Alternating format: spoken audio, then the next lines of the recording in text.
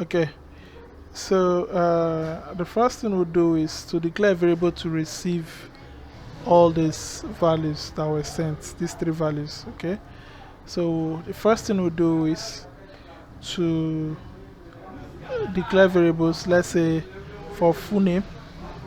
Okay, we have a full name variable will be equal to. Now, since we are making use of a post method, okay, so we can simply do this underscore post, okay, is now we now call, yes, exactly, we pass the key according to how it was sent. Okay, you know, these are the values, these are the keys that were set according. If you check your network again, okay, check the request, these are what was sent. Okay, so these are the things you are receiving. Okay, so receive f name as this, sorry, don't mind me, f name, I wanted to copy it as this. Okay, so we have email. Okay, we can also just call it email. Okay, then for password, okay, we also receive the password. Okay, okay, so now that we've received the three things that we're going to store, now it's time to store them. So we're not going to use this object of MySQLi to run the query. Okay, so we'll simply say, let's say save, let's call it save data, okay, is equal to, we'll now say the connection that will access the query method. Okay, like I said, we're going to do object-oriented programming next week, so you are going to see why this guy is like this. Okay, you're going to see that this is a method within the MySQL class, okay, that is accessed through this object of MySQL. Okay, so you're going to see more of that. Okay, but within this we can write our query. Okay, now our query will be to insert data, that is insert into a particular table, which our table is users. Okay, now inside the users table we'll assign some values to the different feeds in the user table. Okay, now the first feeds we need here, that's when I mean the user table. Now I'm talking about this table now. Okay, the first feed is the full name. Okay, we're going to assign values into the full name. Then we are also going to assign value into the email. Okay, at the same time we're going to assign value into the password. Okay, so I'm now making reference to the database fields here now. Okay, now for each of these fields now I'm going to assign the corresponding value to it. That means here I'll put a quote and I'll put my variable full name. Okay, there's also separate them with comma.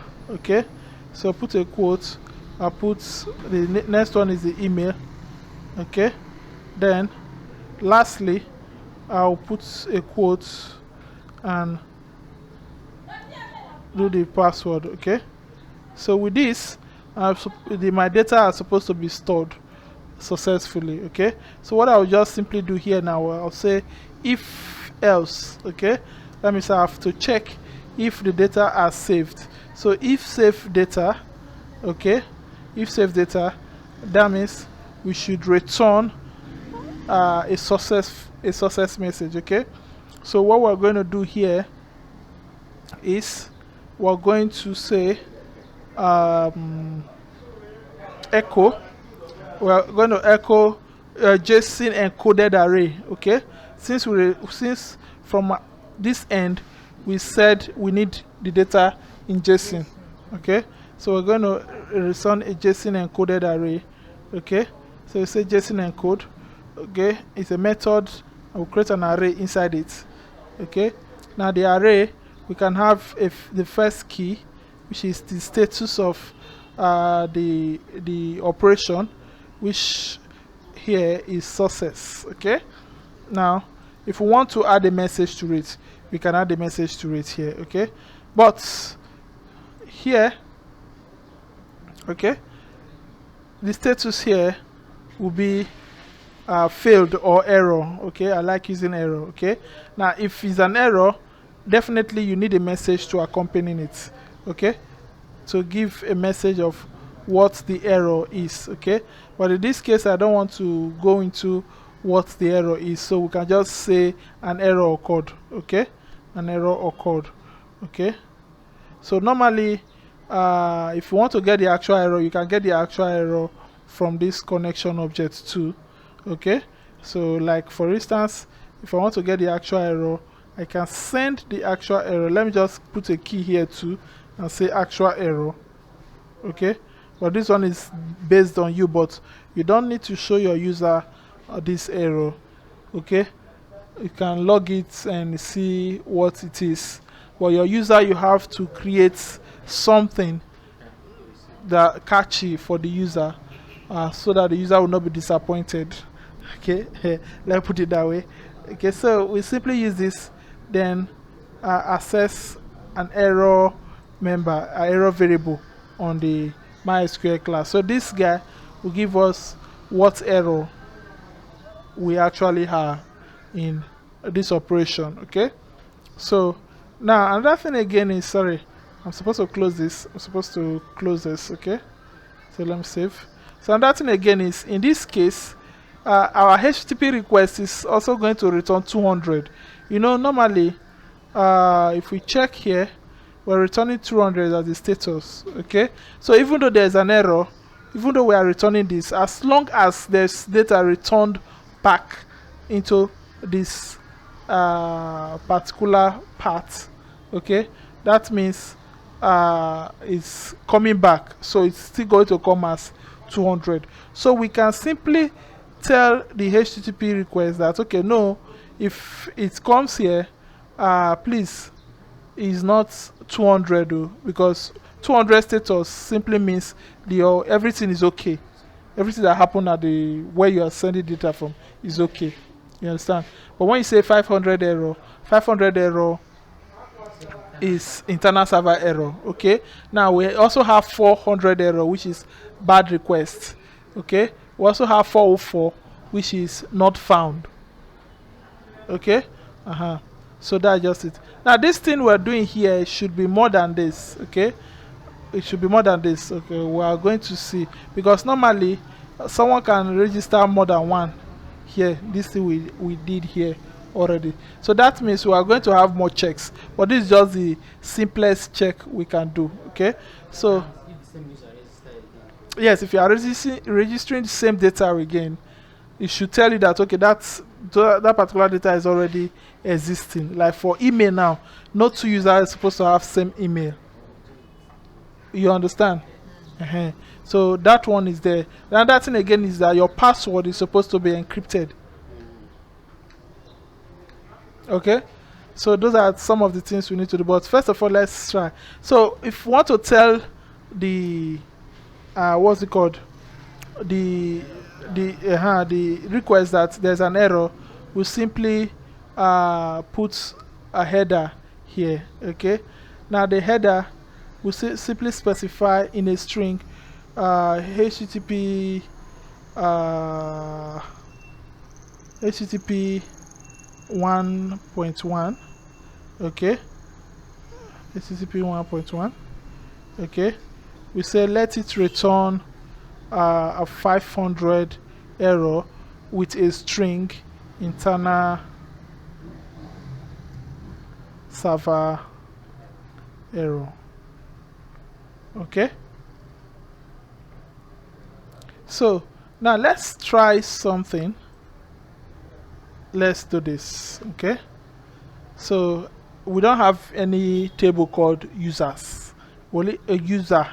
We only have users, so I purposely remove this S. Let's see how this guy is going to come back. Okay, so now if I do this and submit this guy again, let's see. So I did something wrong there. I did something wrong in this header. Okay, let's see how we've used it before. I think I forgot how this string should be. In our web class, we used it on our web class. Okay, so let's see. I think that should be, is it JS class? It's supposed to be web class. Web class 2022. Is web class, is it? Just only web class. Just web class, okay. Okay. Remind me. Okay, I opened web class 2022. Okay. Now we did something similar to that on the save users. Okay, it's supposed to be slash. What I'm missing out was this slash. Okay, so let's close this and add a slash to it. Yep. So let's try this again. Delete this and make this request. So we have a 500 error. Okay, but you saw how it came out now that we didn't get this header right. Okay, you saw how it came out. It came out as 200 too, even though we're getting error. Here, let me do it again. So even though we're getting error, the status is still 200. Okay, even though we have error. So that's a way to add the data to our header, telling it that okay, this is a problem with the request that you made. Okay, so now if we put this back to how it's supposed to be, then let's actually put some data. Okay, let's say I add justice here. Okay, let's say this is justice@gmail.com. Justice@gmail.com. Then we have a password and also another password.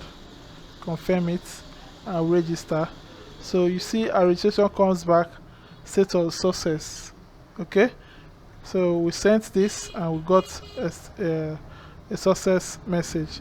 Now if we check our database, now browse our database, we're going to see justice there with all the justice information.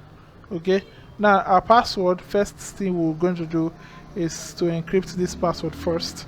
Okay, so we can use, there are different encryption algorithm when we talk of encrypting data, but the easiest one as a starter is MD5. Okay, so you can simply wrap your password up with an MD5 method. Okay, so when you wrap it up with MD5 method, so when you submit the data, okay, let's say we submit the data again. Okay, now if you check your data, okay, the password has been encrypted. Okay, it's the same password. Okay, but look at the encryption level. Okay, so that is just it. But the major thing, the next thing we're going to do is to check if that user already exists by checking the email. Okay, so that means we have to do more check here. Even before insertion, we have to first of all check. Okay, so I'll cut this, then I'll do an if else again. Okay, so if else a condition applies, okay, that is when we will do this. Okay, Okay, if inside if. Okay, so if else. Okay, now the condition here will be based on the first check. Now the first check we're going to do, let me call it just create a variable, okay, and call it check, let's say check user. Okay, is equal to, now we also bring the connection object, that's con. Okay, and also run a query. But this time around, the query we're going to run, the SQL query we're going to run will be to select, okay, we want to check the email, okay, if the email is the only thing that we don't want to, if it's the only unique thing, though this depends on what in some cases you check if email is and password are the same, okay. But since this guy is we're logging in with the email, right? If we go to login, we're logging with the email, right? Yeah, so we can just check the email, okay. So checking the email, we can simply say select email, okay, from, that means we don't need to select all, okay. If we say select all, that means we want to select both the ID, the avatar, the full name, the email, the password, the phone, the bio, and everything. So if we do that, we'll simply do select asterisk all, okay. But since it's only the email that we need, we can just select the email out of it. From which database? From users, okay. Where, okay, we'll add a where clause, where now the email, okay, is equal to, in fact we can still do select or do, okay, because we are not really going to use the data for anything. But let's just go on with this, where email is equal to this particular email that was entered, okay. So we'll simply say email, okay. So now when we do this, then the next thing we're going to check here now is this. We check how many times or how many rows do we have from this query, okay. So we say check user, which is this variable, okay, dot number of rows, num rows, if it's greater than or if it's less than 1. Let me refine this. If it's greater than 0, so that you understand it easily. If it's greater than 0, that means here evening, that means the user exists, okay. That means the user exists, because this will return the number, how many records does the user have, okay. So let's just echo this so that you understand what I mean, okay. So let's echo this guy, echo this guy, okay. So when we echo it, let's test and see what we have here, okay. So when I click this, I get a response. It tells me 2, because 2 users have the same email, you understand.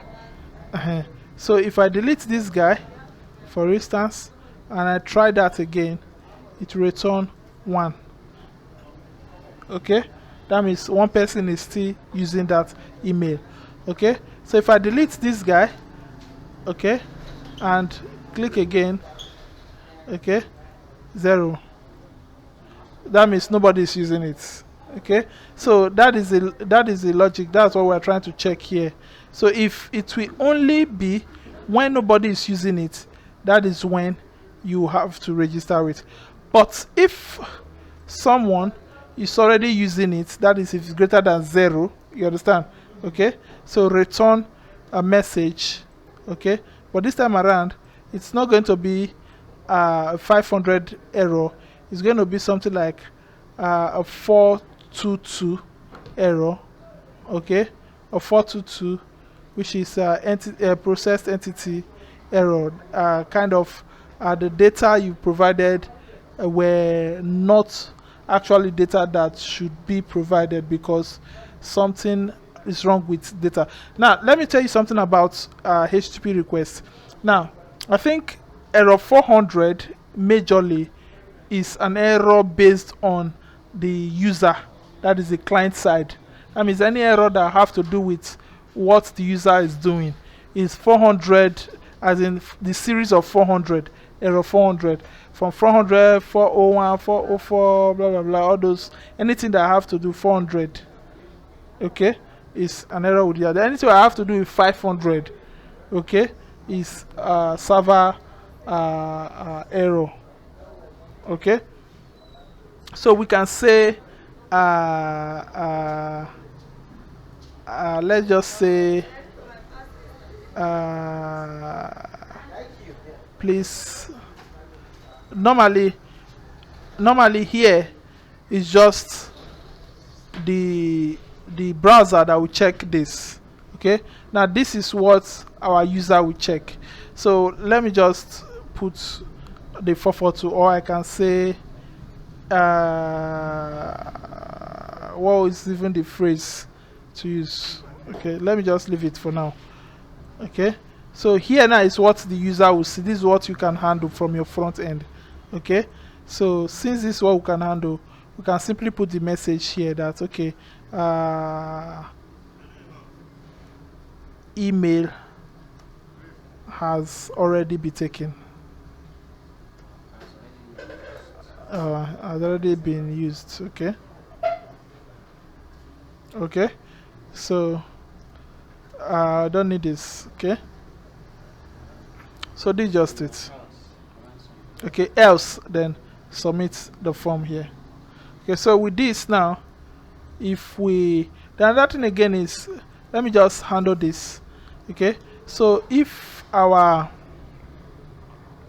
in the front, okay, now if the response, that means the response, since we have a status coming with the response, okay, so we can check the response status. Okay, so we need an if statement here. If s, okay, we simply say the response dot status, okay, if it's equal to, if it's equal to what, if it's equal to success, okay, then our form, we can reprocess the form. Okay, so this is our form here, so I'll simply call the form. Now in jQuery, make it easier for us to trigger an event from just calling the form by calling the trigger method. Okay, when you call the trigger method, then you pass in the event you want to trigger. Okay, so I can trigger the reset method. So this reset method now will automatically reset the form. Yes. Okay, then if for instance you want the form to automatically go to login, so that the user will now log in, you can still redirect here by using window, okay, dot location, okay, location dot the hyper reference, okay, is equal to, since login and register are in the same place, so you can just call login, okay, login dot php. Okay, okay, so depend on anyone you want to do. Okay, because if you are redirecting, that means you don't really necessarily need to reset the form, because when you redirect, your form will be exactly. Okay, so it depends on what you're interested in. So let me just leave it there. So then if there is a problem with it, we can simply just do an alert. Okay, later we're going to create a modal. All these things are better when you use a modal to maybe pop up something. Okay, so here, since if there's an error, we'll have a message with the error. Okay, so we can simply display the message, that is response dot message. Okay, so the response dot message will now give us what we need. Okay, so let's test this whole thing. So if I try register this guy again, sorry, I'm supposed to, and I've registered. Okay, let me just truncate the table again, empty it. Okay, so we have empty data here, so I'll have to refresh this. So when I refresh this, I add my password 125. I'll add another password, confirm the password. Okay, so when I click on this, it automatically takes me to login. It performs both, but whether the form is reset, you know, the two are there.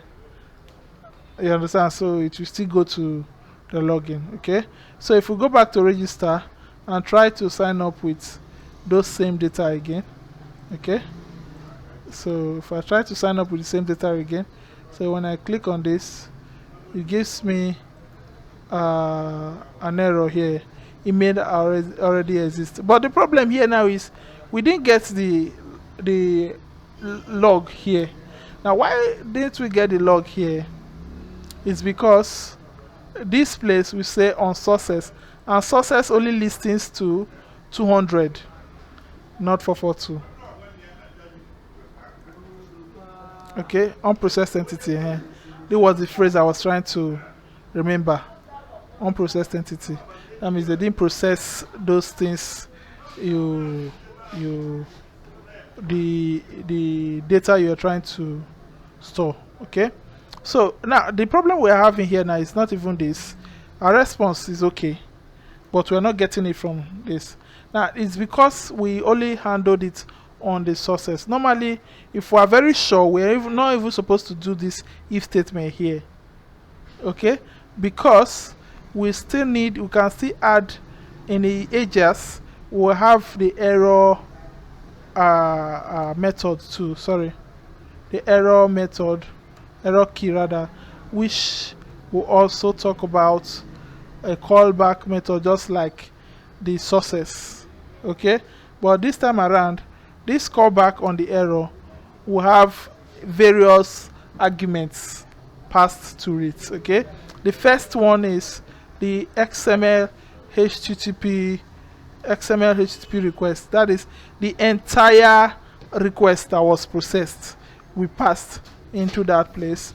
Okay, then the next one will be the status of the processing.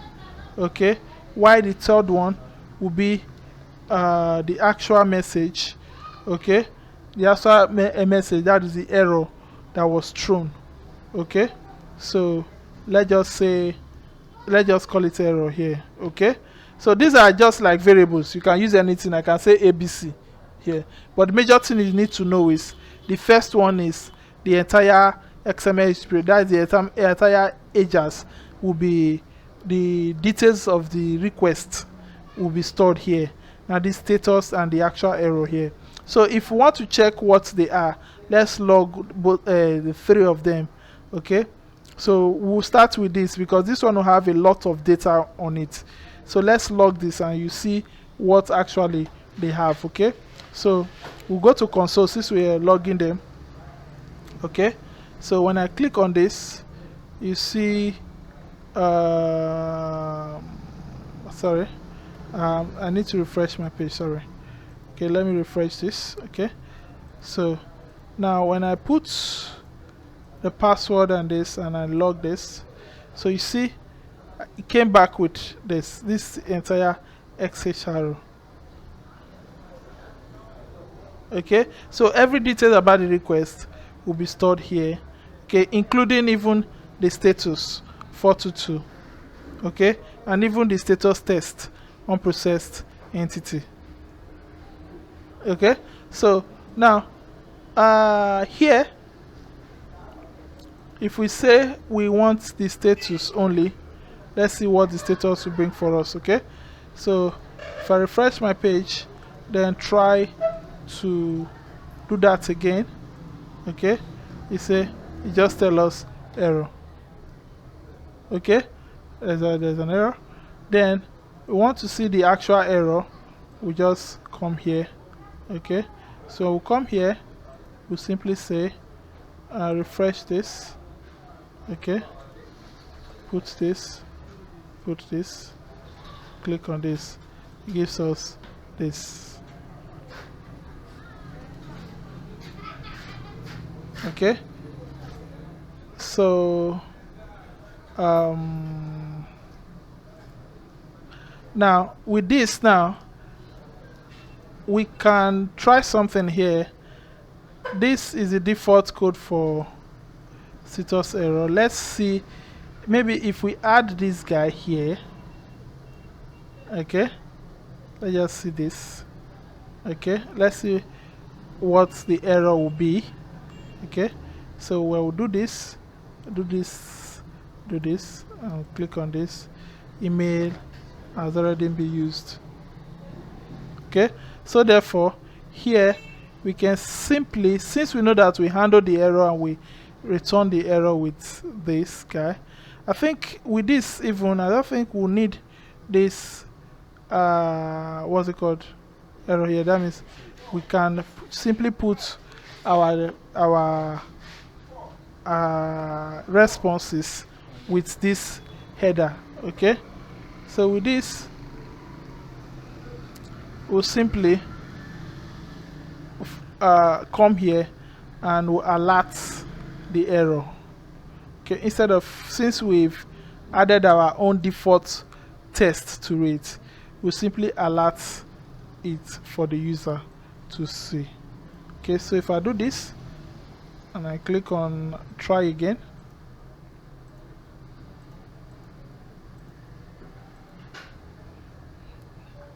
okay, the email has already been used. Okay, so that is it. We've handled error here. Okay, so you see that even here now we don't need this JSON. That means here we can even still do without this JSON. So just return our header with this.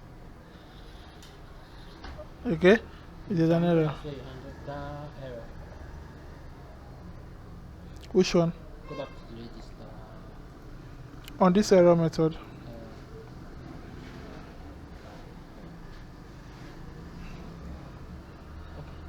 This error now, it will not alert that message. This one now. This error here now is what I'm alerting. Okay, now this one here now automatically takes in whatever you put here. Wow. You understand? So automatically takes it in, so it alerts it for you. Okay, so that's what we've done so far. So with this now, we've been able to do a register at the same time, encrypt it. Also, we've restricted 2 users for using same password, same email, since it's the email that we'll be working with on our login. Okay, so that is just it. So the next thing is just to now do the actual login. Okay,